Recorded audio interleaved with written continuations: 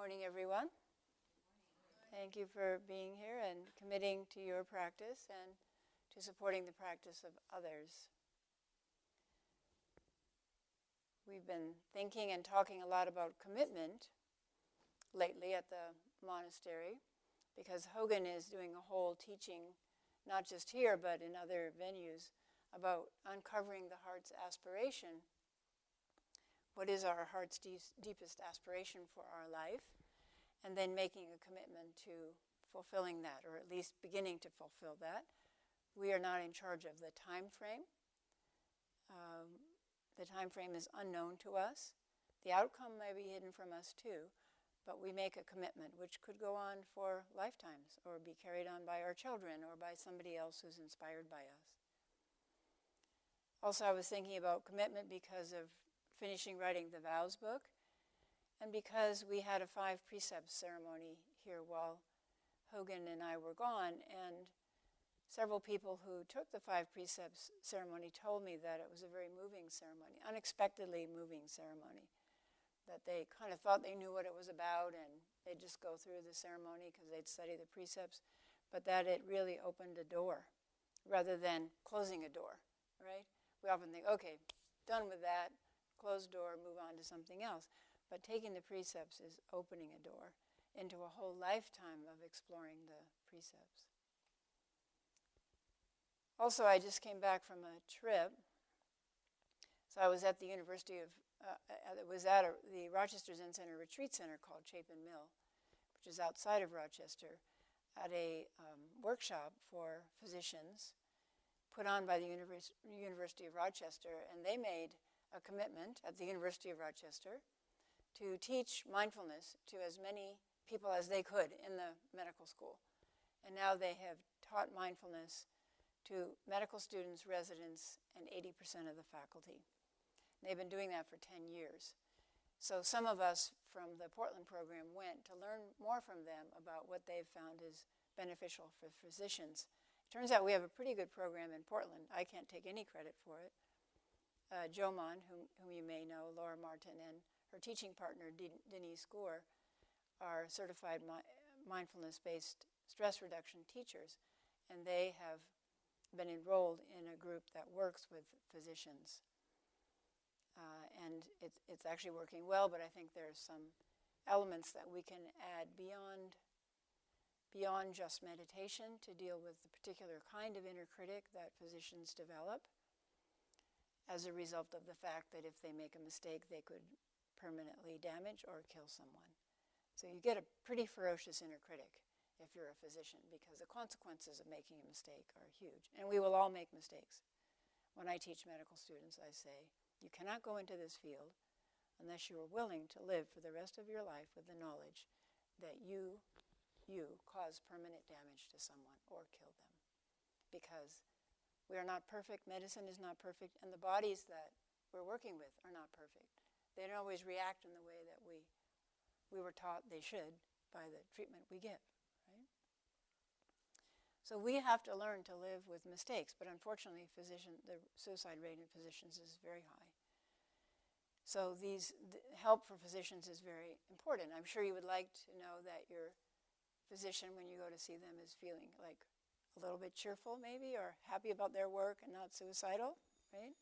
Just like when you get on the airplane, you'd like to know, you'd like to open the cockpit and say, hey, everybody, pilots all feeling good? Nobody feeling suicidal in there? So we need to help people. We need to help each other.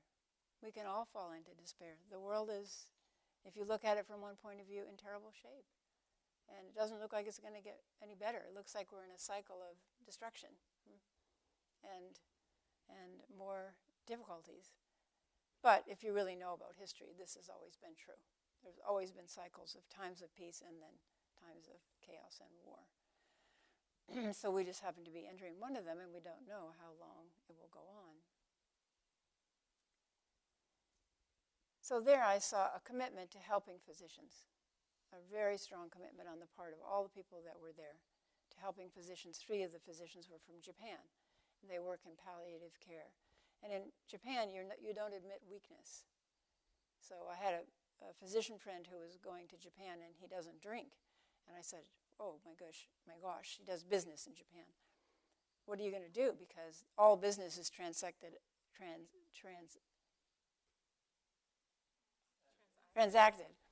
over drinks. All important business. And people get quite drunk. I drink a lot. And I said, well, I've heard that you could say you have a stomach ulcer and so you can't drink. And he said, no, that's a sign of weakness. I cannot do that. So what I do is I say that I'm on call for emergencies. So I have to keep my mind clear. So I can't drink in this meeting. And everybody accepts that. That's great. If it comes from strength, purpose, helping other people, that's fine. So everybody can get into trouble, and we have to make a commitment to help who we can help. Then I went to Zen Mountain Monastery and taught at Zen Mountain Monastery. And looking at Zen Mountain Monastery through the lens of commitment, I see it as a place where people are committed to holding a place for as long as it's useful, holding a place where people who are having trouble can come anytime it's needed, to really look at what's going on through practice, as practice, and with the help of the support of the Sangha and using the tools of the practice. And then I went to my ex-husband's 80th birthday in Colorado. And I looked at his life, and actually people came from around the world and sent in videos honoring his work, which was a work of commitment. So I could see his life of commitment to environmental work, to ecological work. He's called the father of population biology. And his commitment to bringing divisive factors together. So within the environmental arena, the ecological arena, there are people who are dedicated to saving their favorite thing, right? So I want to save stray dogs. My sister takes in feral kittens, and raises them. Other people want to save old growth, and other people, have a commitment to coral reefs. But because funding is not unlimited, these groups fight with each other. And so that doesn't help, right? So Michael, people testified to the fact that Michael has instilled environmental work with a love for nature. Originally it was all statistics. How many species are there in a certain plot of land? Very dry. And many people testified to the fact that he brought nature back into it and made it part of a scientific field of study. And that he brought in spirituality, that he instilled environmental work with spirituality. And specifically with love. His mantra is, we have this work to do because we love nature, and nature loves us. And if we love something, we want it to thrive. If we love something, we want it to thrive. So Michael, my ex-husband, had a fairly troubled childhood, divorce, alcoholism, and his stepfather, and so on. And nature was the one place of complete acceptance and support. So he lived in San Diego, and he would go out in the canyons when he needed to get some respite. And he loves the desert, he loves chaparral, he loves lizards, he loves snakes. One picture I showed, I sent in pictures because they did a whole video show of his life, and still pictures in that presentation. And the most popular picture that I sent out was, we used to have sitting in our house in San Diego, dry area, a house that he built, and on Sunday mornings. And we had a very pleasant sit, and we were having some tea and snacks. And one woman went outside into the backyard and came back in screaming, and she said, I was so calm after meditation. I thought I was ready to die, but I'm not. There's a huge rattlesnake out there. And Michael, being a herpetologist, got this gleam in his eye, and he went out the back door, got a forked stick, and captured this gigantic rattlesnake. I mean, this big around. And he's holding it, looking rather pleased with himself in our backyard. And people love that picture because he loves snakes. Yeah? He loves reptiles. And so he wants them to thrive, but not in our backyard. So he took it, miles away. If we love something, we want it to thrive. And often that love arises because something gave us comfort and support in a time of stress, distress in our life. So he's actually looked at that. Often people want to save kittens because cats were important to them. My sister, middle child, reasonably unhappy as a middle child, she used to sit on the radiator in our house with our cat on her lap, and she would sniff it, and she said it smelled like popcorn. And that was comforting to her. So, of course, she has cats, right, in her house. She loves cats because cats gave her love and a sense of love for herself. So going to the reunion to my ex-husband's 80th birthday was also part of a commitment that I made in the form of marriage vows 50 years ago. Marriage vows to love and to honor him. It doesn't take the form anymore of being married to him, but it means that I completely support him and his new wife. So these vows have continued through divorce. It was hard to maintain them through divorce, as people who've divorced know. And then through each of our remarriages. So I really saw that as commitment, ongoing commitment. And we also had a teachers' meeting this weekend, and we were looking at areas of concern in our lives, in all of our lives. And then action items. Action items are my favorite. If I'm in a meeting, I'm always ready. I'll do the action item list. Give that to me, and then I'll give it back to everybody, what we're all going to do. Because people can complain and grouse about something not being right, but they seem to think it's somebody else's responsibility to fix it, right? Dano, would you please fix the world for me? Would you please fix the world for me? Okay. So I can be happy? That's your job, to fix the world for me. So I can be happy, right? We think, oh yeah, there's all these problems, but we want somebody else to fix them.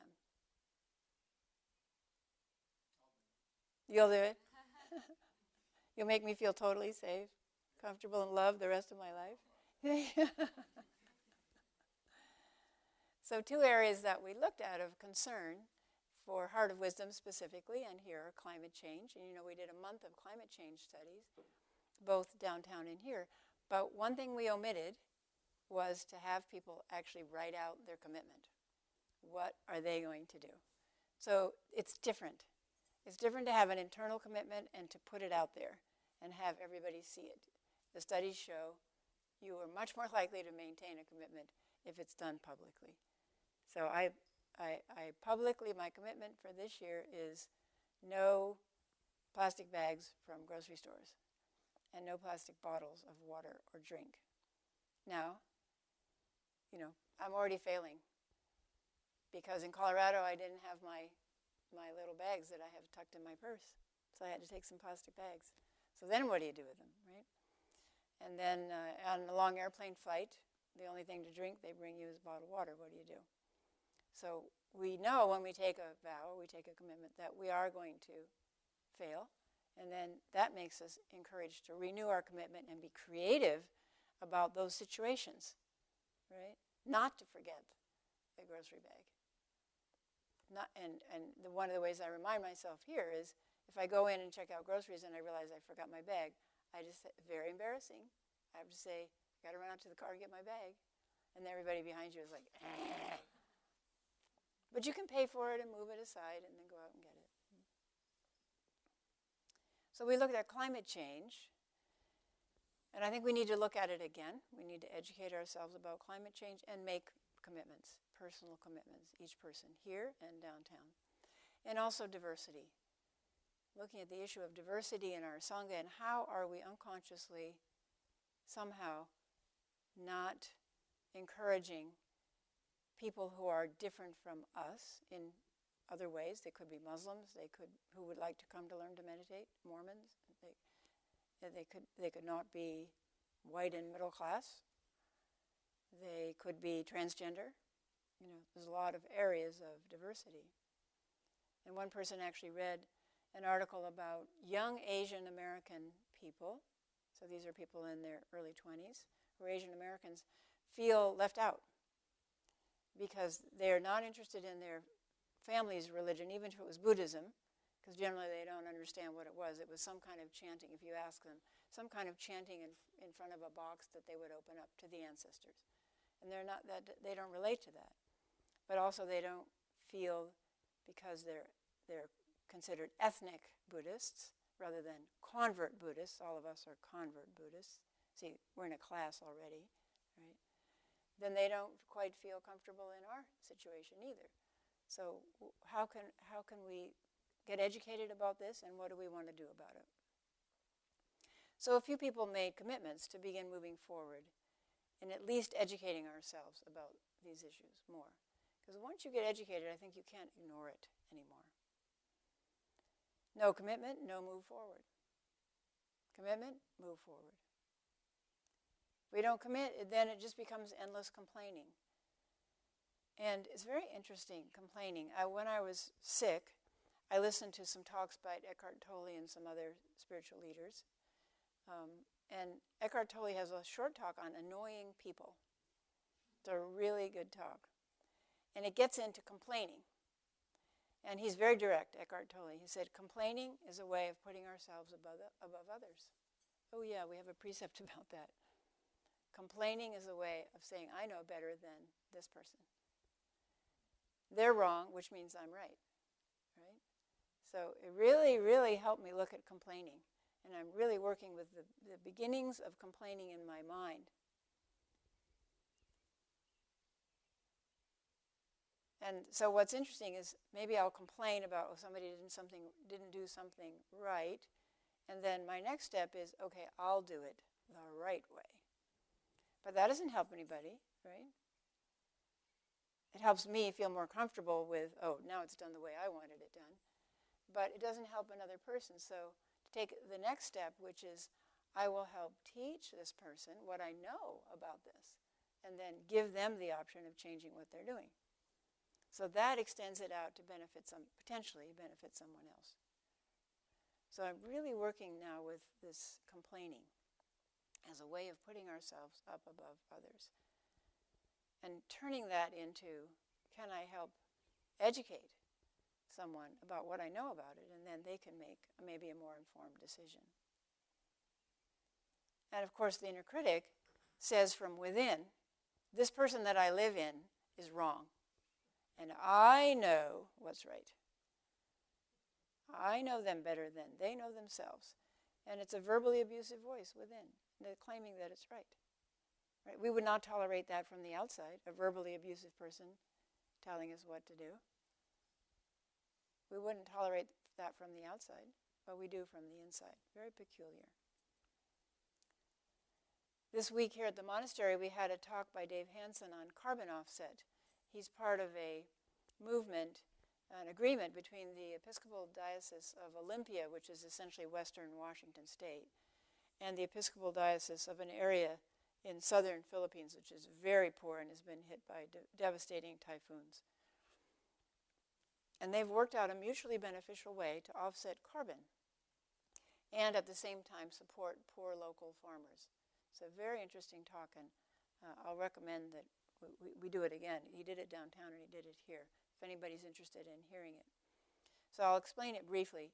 Wood fixes carbon. So we want to get carbon dioxide out of the atmosphere because it's contributing to climate change, heating up, and so on. So wood is a way to fix carbon and keep it out of the atmosphere unless you burn the wood, right? Then it goes back into the atmosphere. So we look at around us, okay, how have we fixed carbon in this building? Oh, lots of ways. So this floor, when we laid it down, that was a way of pulling some carbon dioxide out of the air and putting it into our floor. Now, you could say, well, that's really generous. You have other people plant trees to offset your carbon that you've produced.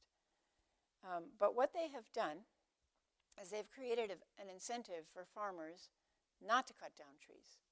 So here in Oregon, we're very aware that trees are valuable, right? Trees are very valuable. I looked it up online. And a Doug fir has an estimated value of between $1,000 and $26,000. If you do it by square inch, it's way above that, and you factor in damage and so on. But at least several $1,000s. So if you're poor, Philippine farmer, and you look out the door and there's a tree, oh, but it's a mahogany tree.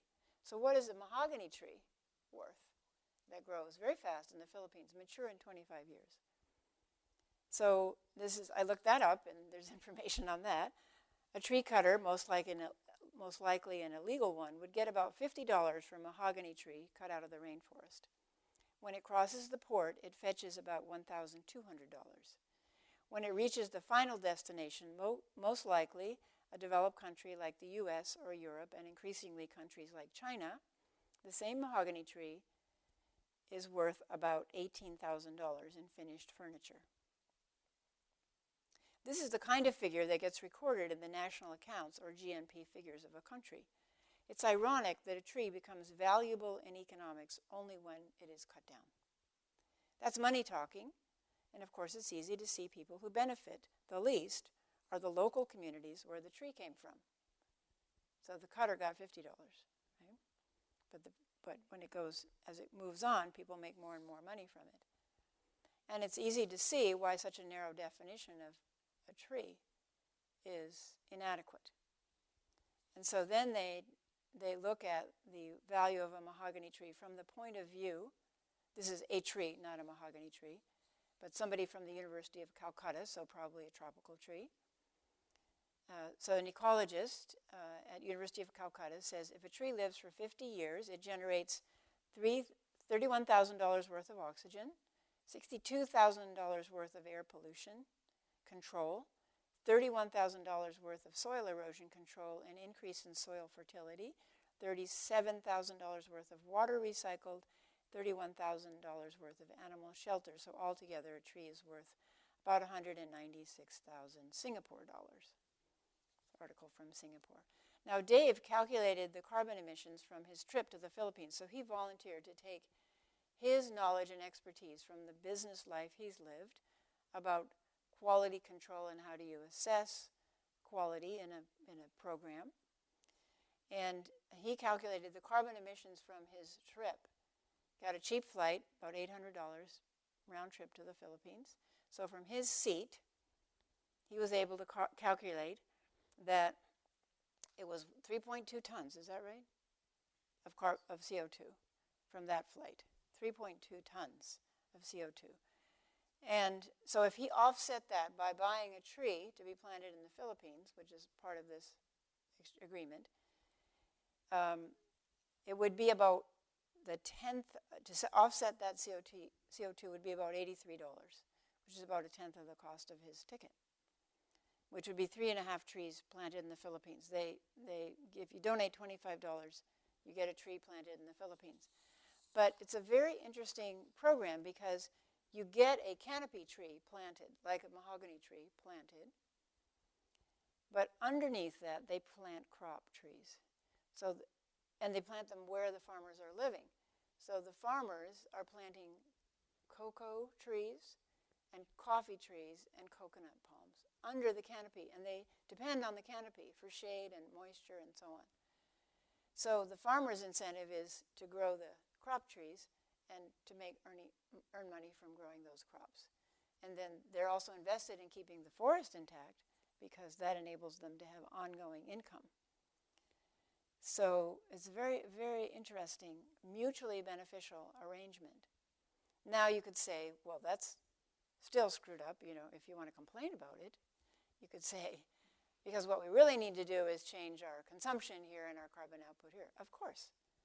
But if we don't take any steps, we're not doing anything, we're just complaining, right? So we can look all around in 5 programs like this beautiful program where we could say every time I fly in an airplane, I will buy 3 trees or 4 trees through this program. Great. They created the program. Dave's taking care of quality assurance. Wonderful. I don't have to worry about it. I do that. And then I figure out what I'm going to do next.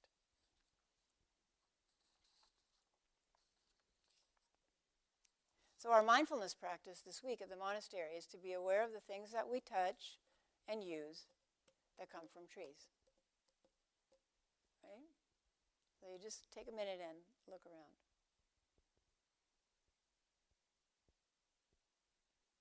The most obvious thing is wood and paper, right? And we love it. We love the wood floor because we love trees, right? So you see, we want to preserve something we love. So to be aware, and I encourage you to take up this practice for a week, aware of things that you touch and use that come from trees. And then, of course, you could expand that awareness to trees, but we kind of already love trees. But do we love our wood floor? Do we love our wooden table? Do we love our wooden pencils? Can we really open our heart of love to that as the tree serving us? I love the dictionary as a Dharma book, and if you look up commitment in the dictionary, it has two aspects to its definition. The first is the state or quality of being dedicated to a cause or activity. Synonyms: dedication, devotion, allegiance, loyalty, faithfulness, and fidelity. Not values that we talk about a lot in society these days. The state or quality of being dedicated to a cause, activity, devoted, loyal, faithful. And then the second definition is an engagement or obligation that restricts freedom of action. Synonyms: responsibility, obligation, duty, liability. Interesting, huh? So I always talk about Zen being the tension of opposites, being able to hold the tension of opposites in our life, which most people are unwilling to do. It's either good or it's all bad. All good, all bad. But here we have a lovely example.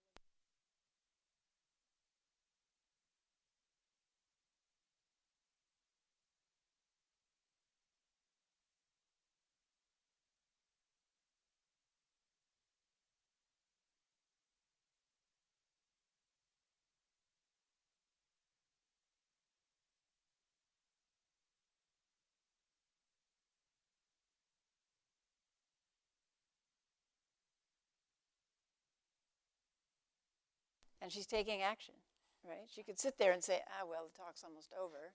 Who cares? But no, she has a commitment. You know, a lot of them are momentary, but that's okay because they reflect a larger commitment about our work here. So we have this lovely example of the tension of opposites in the word commitment. So a commitment means a dedication of our life energy, whether that's money or time or mental thinking, like Dave is thinking out this whole quality assurance project for the Episcopal Diocese, or muscle, when you get out and plant the tree. So a commitment means a dedication of our life energy in whatever form to a cause. It also means that we cannot use that energy for another purpose, such as planting our own garden or vacation, or many other uses, going to a movie or something else. So a commitment necessarily involves giving something up. So we have to decide, is it worth it? We also have to look at our commitments, and if you would just consider now a few of your commitments, just close your eyes and think, what am I committed to?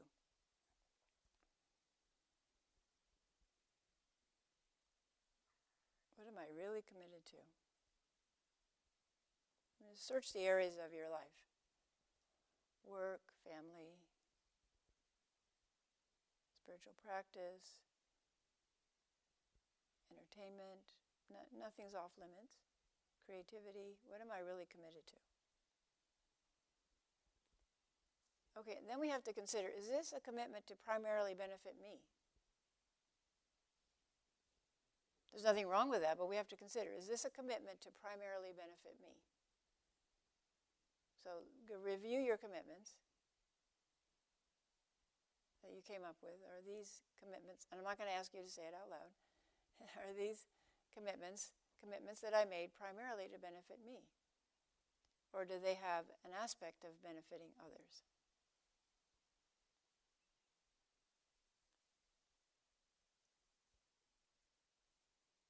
So at our teacher's circle, one person reported on Buddhist aspects of how to relieve depression, let's say. And one of them was bodhisattva practice. Take your energy and put it out there to help others. Or is my commitment to benefit a larger circle of people or other beings? There's nothing wrong with benefiting oneself. That's important. So doctors get burned out and commit suicide because they're not making a commitment to their own mental health. They're giving everything away to everybody they take care of. A very common problem in physicians. Everything is this, and nothing is receiving. So we have to take care of ourselves. That's why we do loving kindness practice for ourselves first before it overflows into to others. But when there's the arising of any reluctance or refusal to commit, we have to look deeply into our own mind. What is that reluctance based upon? So if I say, well, the program in the Philippines, that's very nice, but it doesn't really address the root of the problem, and you have to look at that. Okay, what's going on in there? Why am I not committing to this simple thing? And I'm not saying you should. I'm just saying any time that arises, well, the climate crisis is too overwhelming. There's no step that I could take that would make a big difference. You have to look deeply into your own mind. What is your mind saying? Why is it saying that? Also, I think it's very important. Think of the people you admire. Bring to mind a few people. They could be people you know. That would be nice. People that you know personally that you admire. And then people on the world scene. Could be people that have died. So now ask the question, were those people committed? So do we admire people of commitment? And then the next question is, are we willing to become a person of commitment? So in our own lineage, Dogen Zenji, we admire Dogen Zenji. Was he committed? Oh my gosh, the guy was over-committed. Crazy committed. Or I admire Albert Schweitzer, who only a few of you may know who that was. But he was crazy committed. Gave up his whole life and career in Europe and went and served people in the Belgian Congo. So do I admire committed people? And if so, am I willing to become one myself? Now, the definition said that we have to give something up to be committed to something else, right? We all know that. Whatever we commit to, practicing piano until we become reasonably proficient at it, we have to give up something else that we could do during that time. But now turn it around, because the mind always is attracted to the negative. Oh, I got to give this up. Turn it around. What do we gain through commitment? And don't answer admiration. What do you gain through commitment? So an example is the precepts. What do you gain through commitment to the precepts, to making a commitment to the precepts? Anybody who's done it. What do you feel like you've gained?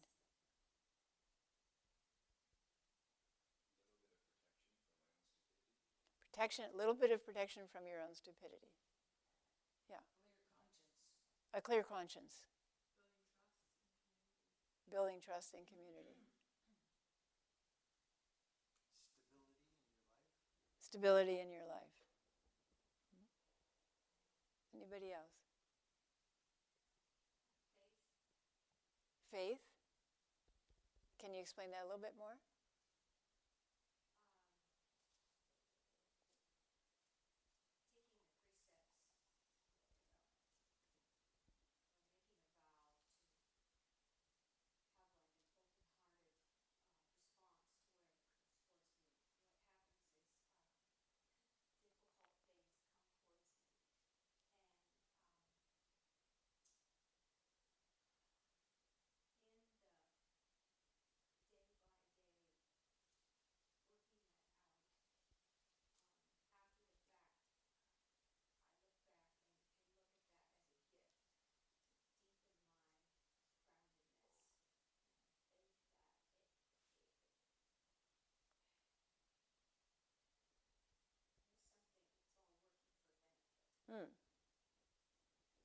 A faith in the process of taking the precepts and the inevitable difficulties that will come forward.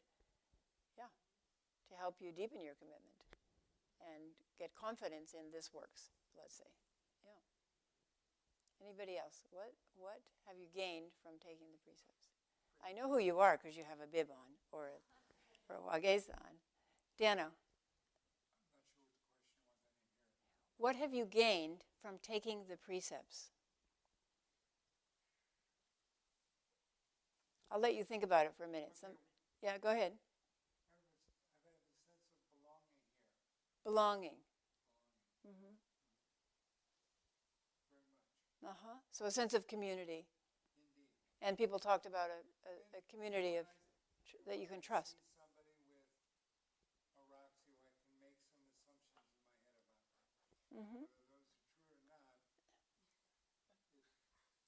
gives me a framework for dealing with them, perhaps, or Yes. Special significance. Yes, as my stepdaughter said, at least they're trying. At least they're trying, right? To keep the precepts. If you've made that promise. Yeah. At least they're trying. Anybody else? And you have a connection with them because you've made that agreement together, the same agreement. Yeah, and you're working on it together, right?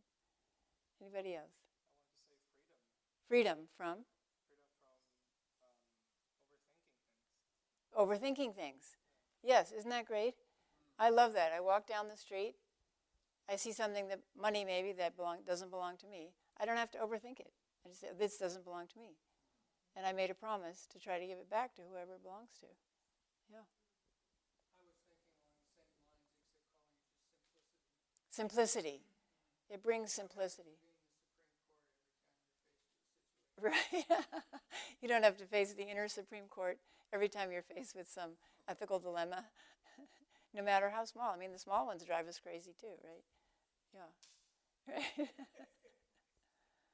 Yeah. So it's a kind of simplicity. It's a relief. I found it a relief to really commit to the precepts.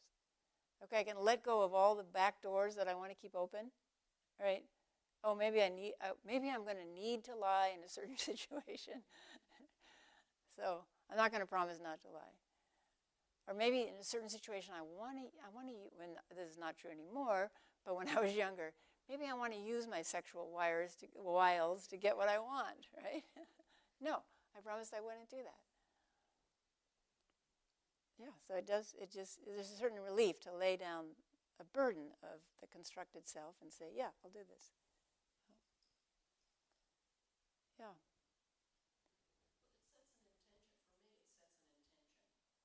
An intention. In my life, and it doesn't mean that I'm always going to achieve that, but I do have the intention Sure. to help others and not do harm. Yes. And I'm very well aware of it when I've missed boat. So Formerly I wasn't. So it creates an awareness, a foundation of awareness of, ooh, maybe that was an aspect of the precepts I need to look at a little more clearly.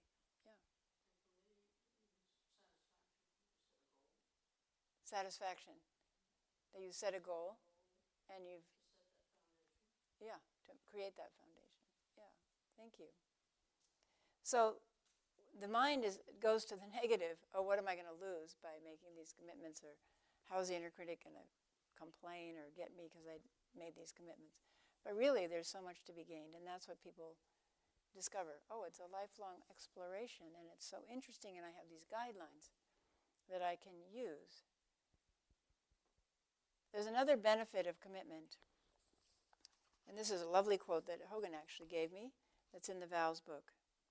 And this is from W.H. Murray, who was head of a Scottish Himalayan expedition. So it's an expedition to the Himalayas, and we know people die every year, right? A bunch died already this year, Mount Everest. And he said, until one is committed, there is hesitancy, the chance to draw back, always ineffectiveness. Concerning all acts of initiative and creation, there is one elementary truth, the ignorance of which kills countless ideas and splendid plans. That the moment one definitely commits oneself, then providence moves also. All sorts of things occur to help one that would never otherwise have occurred. A whole stream of events issue from the decision. raising in one's favor all manner of unforeseen incidences, some of them difficult, meetings and material assistance which no person could have dreamed would have come their way. So when we make the commitment, we're opening a door into a huge potential source of help and support. Dogen Zenji says, the place is right here and the way leads everywhere. The place is right here and the way leads everywhere. Actually, he says, because the place is right here and the way leads everywhere, the limits of what can be known cannot be known.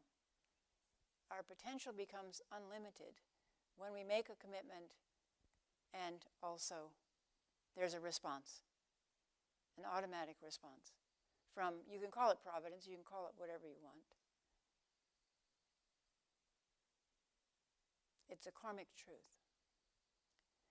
So whether you commit to a new form of practice, let's say I'm committing to not complaining and turning a complaint in my mind instantly as soon as I catch it into gratitude. So I'll give you an example of a trivial kind of thing that my mind would say, oh, I don't like the shoes she's wearing. Well, who cares? But my mind says that. And that's negative energy that I'm projecting. So I have to turn it instantly into, I am grateful that you are in my life and creating my life. I would not be alive without you, all of you. So that's my current practice. So whether you commit to a practice, say not complaining or loving kindness or facing down the inner critic, make a firm commitment. Or if you commit to take good care of your grandchildren or to finish college or to pick up trash off the sidewalk wherever you walk or whatever your commitment is, not to use plastic bags, doesn't matter. Whatever your commitment is, acknowledge the commitment, acknowledge it, tell somebody else about what it is, because that will help you keep it and keep working with it, and stand firm in it. Become a committed person. Becoming a committed person is part of our practice. And ask for help, because we don't do this alone. And when we do that, because the place is right here and the way leads everywhere, the effects spread out from this place and time and lead everywhere in all directions and in all times, in ways that we cannot imagine. Please ponder commitment this week and become aware of using wood and other things that come from trees, and thank the trees. Thank you.